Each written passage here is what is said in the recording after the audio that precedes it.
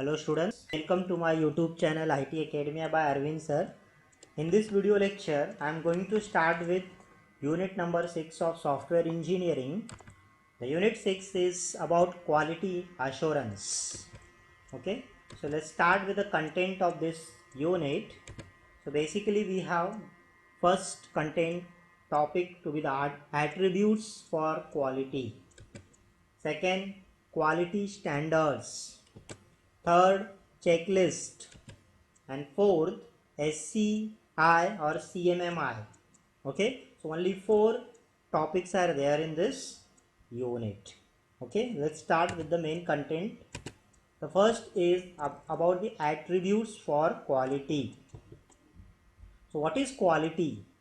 So quality can be defined as a perspection. For it may be the from customer, it will be the different thing, from employee, from developer, from means from every person to person. Quality may be defined as different things. Okay, so let's see. Quality can be defined in a different manner. Quality definition may differ from person to person, but finally there should be some standard. So quality can be defined as degree of excellence. Okay, if we see something in such things in that, we say yes, it have quality product. Fitness for purpose, best for the customer's use and selling price. The totality of characteristics of an entity that bear on its ability to satisfy stated or implied needs.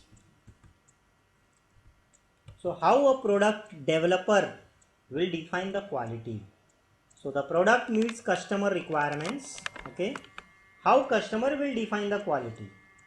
So the required functionality is provided with user friendly manner, then the customer will be happy.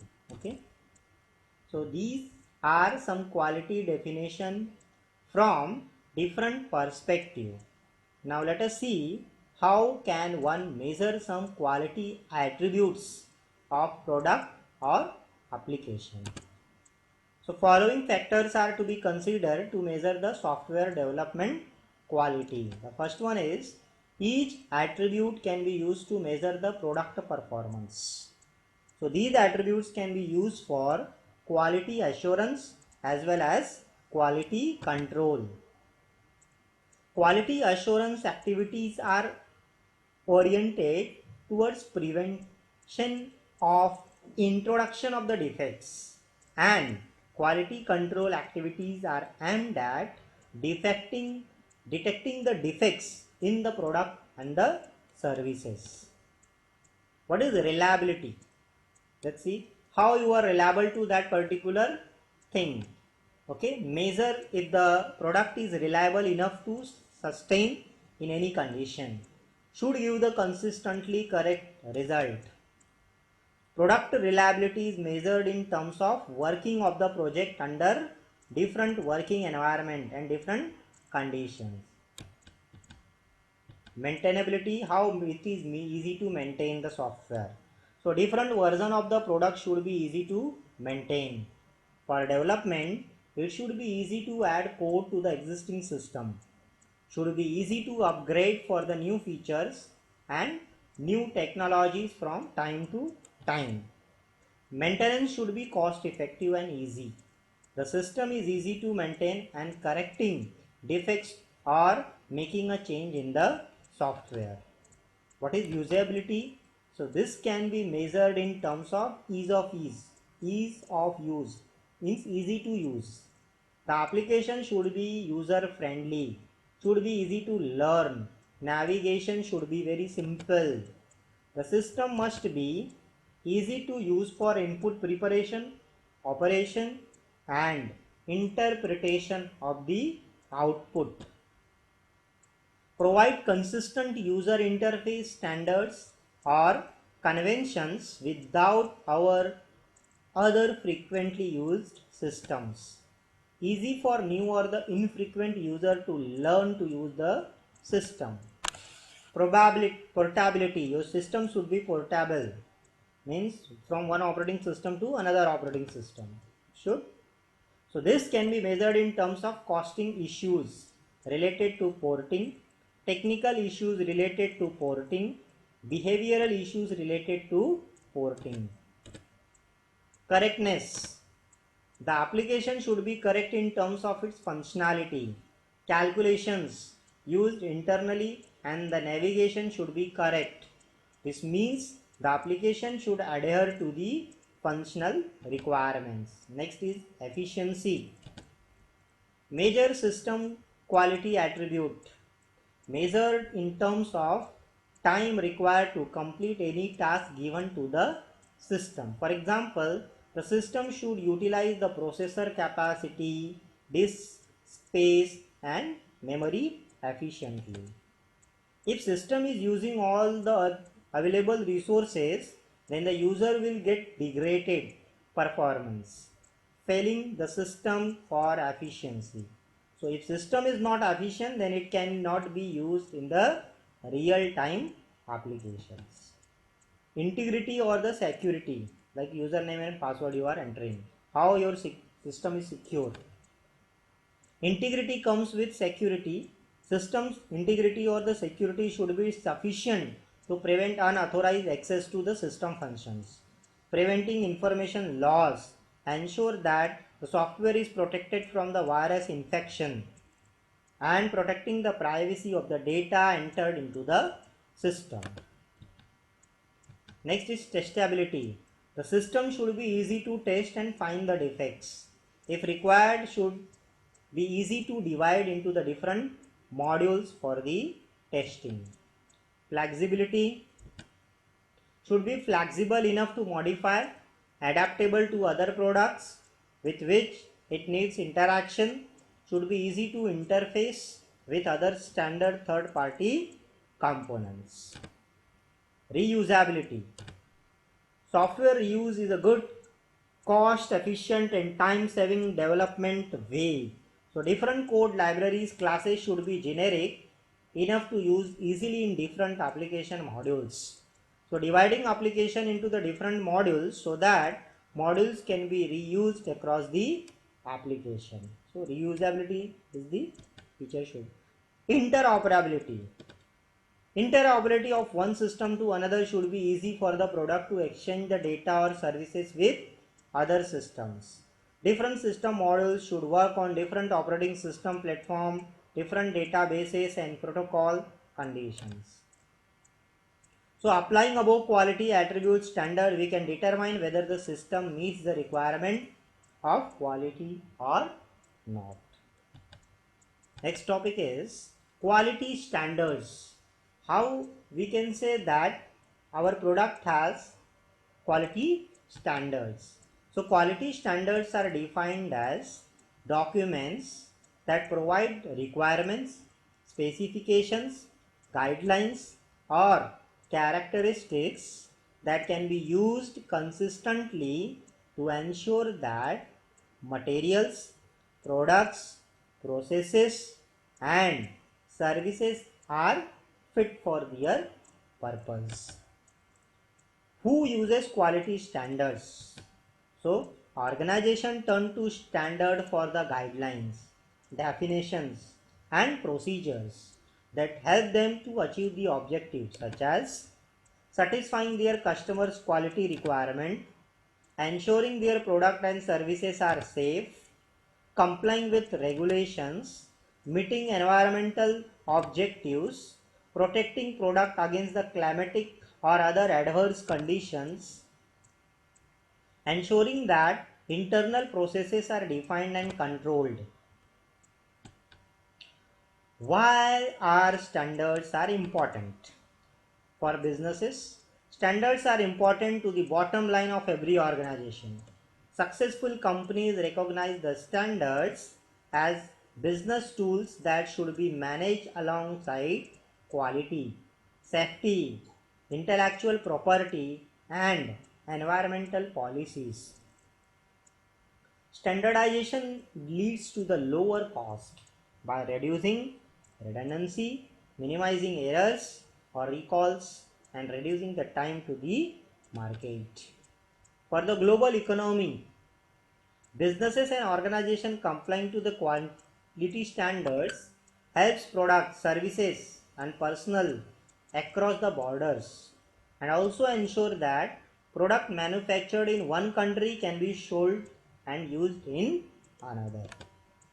For consumers, many quality management standards provide the safeguards for the users of products and services. But standardization can also make consumer life simpler. A product or service based on an international standard will be compatible with more products or the service worldwide, which increases the number of choices available across the globe. Next, we have checklist. This is the new topic, checklist. What is checklist? Why and it is important? A checklist is a fundamental element of software testing. It includes a number of the tests that helps to determine whether the product is ready for the deployment, and if not, it helps to find out which component must be reworked. There is no way to completely sure of the product quality without a checklist, and here is why. You might spend on eternity testing an app and still won't be able to say if it's ready to be released or not with 100% certainty. So to prevent that from happening, you need to have a fixed set of tests that cover functionality of the future software entirely. You won't be able to come to a conclusion concerning the software being ready for the deployment. So only with the help of the checklist, you will be able to see the percentage of app functionality that works properly. Let us not forget about the human factor. It's almost impossible to keep everything in mind, and therefore name the product component that have already been tested and others that haven't. So you cannot provide an exact time estimation for testing without a fixed set of tests. Okay, so that's why we are going for the checklist. Any checklist is created based on a software requirement specification. So when creating a list of tests, you should follow three basic rules. Test number one, test included must cover all of the product functionality. There shouldn't be a single requirement left unintended. Second, number of tests must be minimized. The more requirements you can check with one test, the better.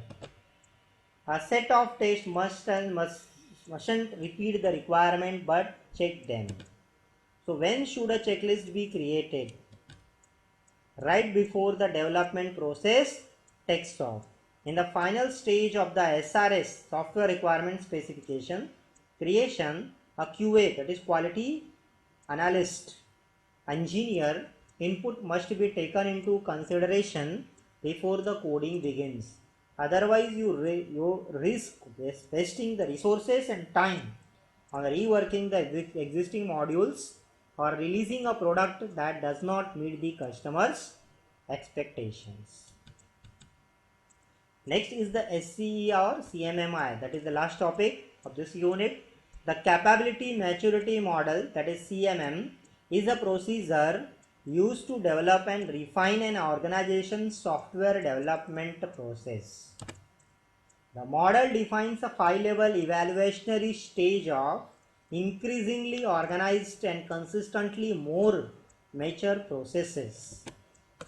CMM was developed and is promoted by the Software Engineering Institute, a research and development center which promoted by the US Department of the Defense.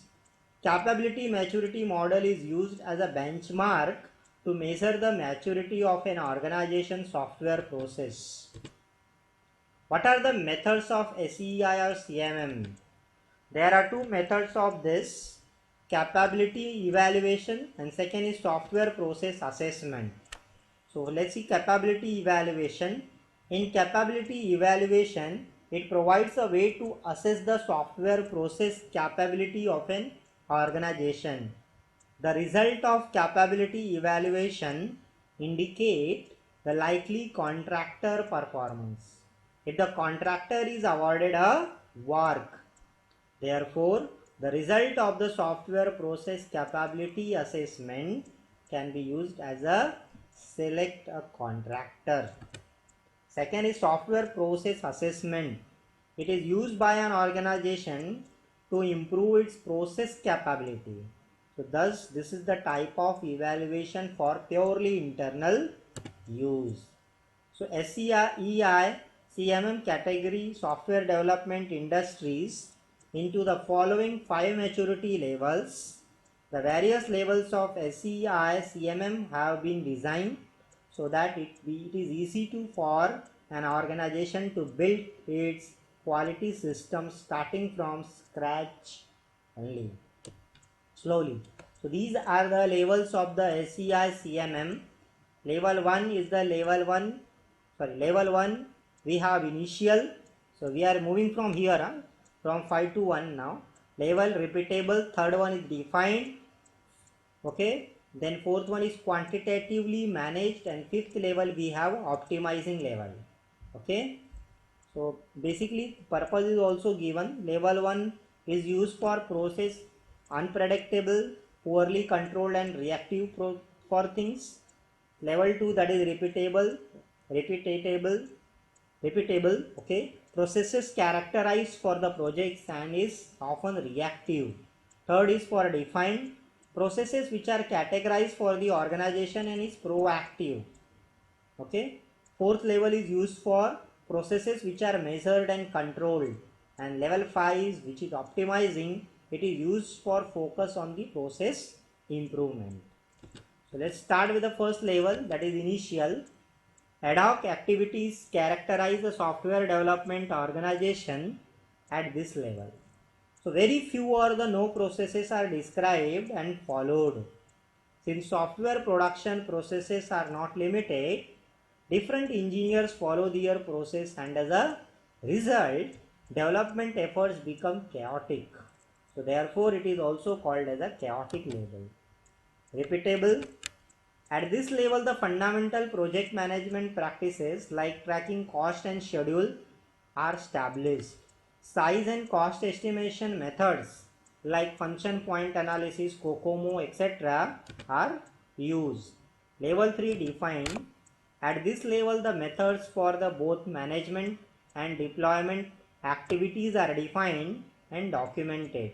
There is a common organization-wide understanding of operations, roles and responsibilities. So the ways through the define the process and product qualities are not measured. So ISO 9000 goals at achieving this level. Level 4 is managed. At this level, the focus is on software matrix. There are two kinds of the matrix. Number 1, product matrix, which are measure the feature of the product being developed, such as size, reliability, time complexity, understandability, etc. And second is the process matrix, which follow the effectiveness of the process being used, such as average defect correction time, productivity, average number of defects found per hour inspection, average number of failures detected during the testing per LOC, etc. The software processes and product quality are measured, and quantitative quality requirements for the products are met. Various tools like Pareto charts, fishbone diagram, etc. are used to measure the product and process quality. So the process matrix are used to analyze if a project performed satisfactorily. Thus, the outcome of the process measurement is used to calculate project performance rather than the improve the process. Last level we have level 5 optimizing. At this phase, process and product metrics are collected. Process and product measurement data are evaluated for continuous process improvement. So thank you so much for watching this video. Okay, please like, subscribe and share this video also to your friends. Thank you so much for watching this video.